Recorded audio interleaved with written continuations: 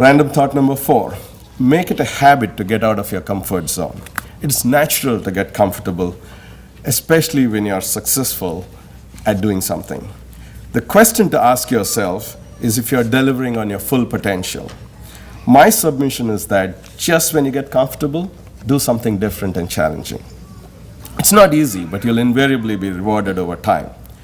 All of you have actually started down this path by stepping out of your jobs and doing the IBEAR program. Make sure that this is not your last step, but one of many steps you'll be taking to disrupt the status quo.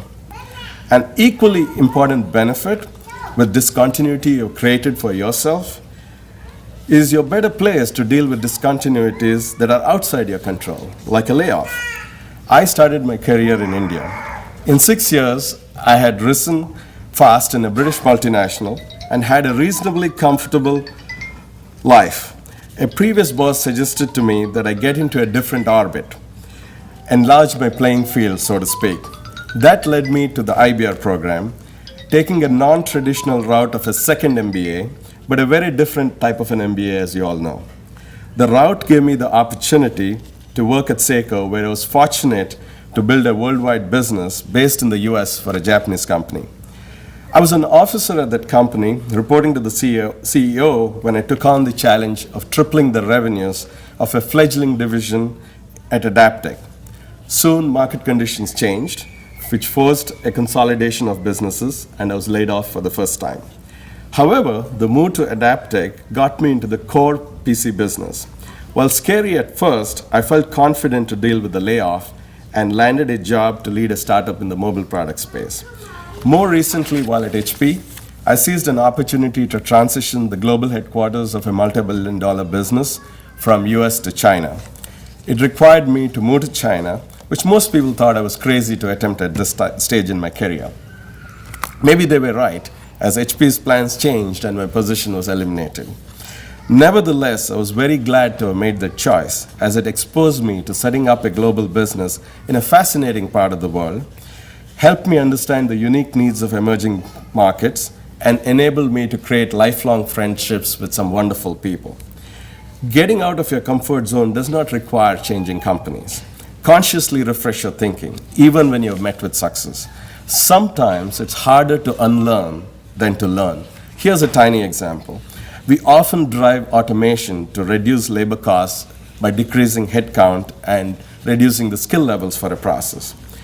When we moved several processes, back office processes this way, from the US to India, we found that we could be more effective by judiciously increasing headcount and skill levels.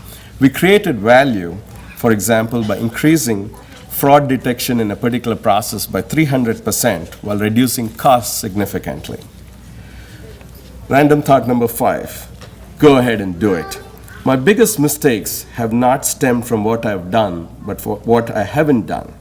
For example, during my last 18 months at HP, I was very focused on transitioning the business I was leading from US to China. I was frequently putting in 20-hour workdays to keep up with the time zones and ensure that we were ahead of schedule.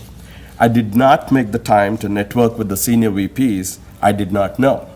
I failed to track that all the senior VPs who knew me well had left HP in the previous 18 to 24 months. This misstep did impact my ability to land a meaningful role during the reorganization that led to my departure from HP. Random thought number 6, have courage to say and do the right thing. Maybe I should add a caveat here, for you to use prudence and judgment in how and when you are courageous. In my first job out of school, I was this twerp of a newly minted MBA, my first MBA, sitting with an accomplished group of senior managers in the boardroom of Metalbox India Limited. My role was to redistribute available capacity across factories in our 4 geographic regions so that we maximize revenue for the region, for the company as a whole. The Western region was our largest region. I perceived the leader of that region to have a prima donna personality and was influencing decisions based on their heft.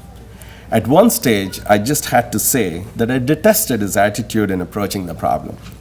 This left everyone stunned at my direct comment at a senior executive whose peers were perhaps secretly happy but reluctant to express that sentiment. To my luck, that leader became my boss a year later. And I thought I was in for some harsh treatment. To my luck, or I should say to my amazement, it ended up being one of my best relationships I had with the boss. He truly appreciated my boldness in that meeting. Later on at Seiko, I was asked to evaluate the market potential for a new product from Japan, and the president had made it clear to me that new products were key to the company's future. I made my recommendation to kill the product.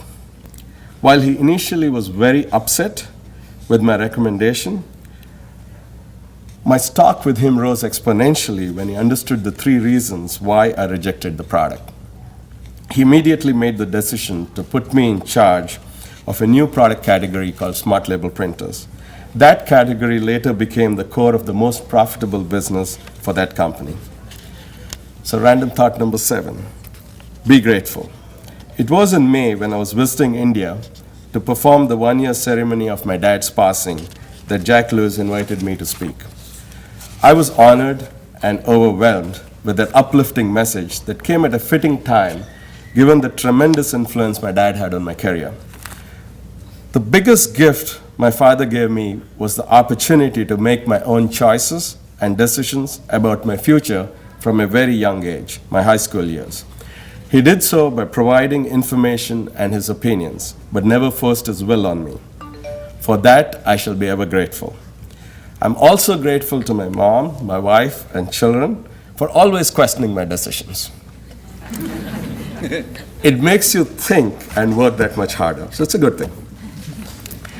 I will also take this opportunity to thank Dr. Drobnik for granting me the first full scholarship to this program, which enabled me to be a part of IBEAR 10. Thank you, Dick. Folks, I'd like to leave behind these random thoughts for you to ponder and add your own random thoughts as you progress in your life and work. You're restarting your careers in perhaps the most challenging environment in generations. What you have learned from your valuable experiences at USC and IBEAR and what you'll be accomplishing during these hard times will make you so strong and battle-tested, you'll be unstoppable when the economy rebounds. Go create your own unfair advantage and enjoy the benefits. When you get passionate about what you're doing, I can guarantee you that the next 21 years will fly by real fast. Now get ready for some serious partying. You deserve it. Just make sure that with Facebook and other social networking sites, whatever you do is not hazardous to your physical or professional health. Congratulations, good luck, and thank you.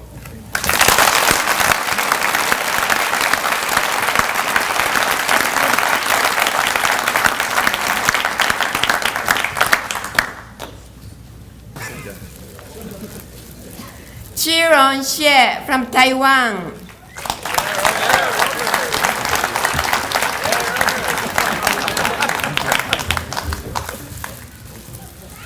Jae Won Ha from Korea.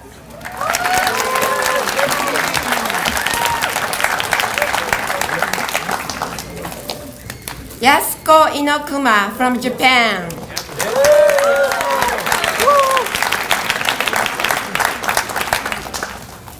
Ryan Dietrich Jackson from USA.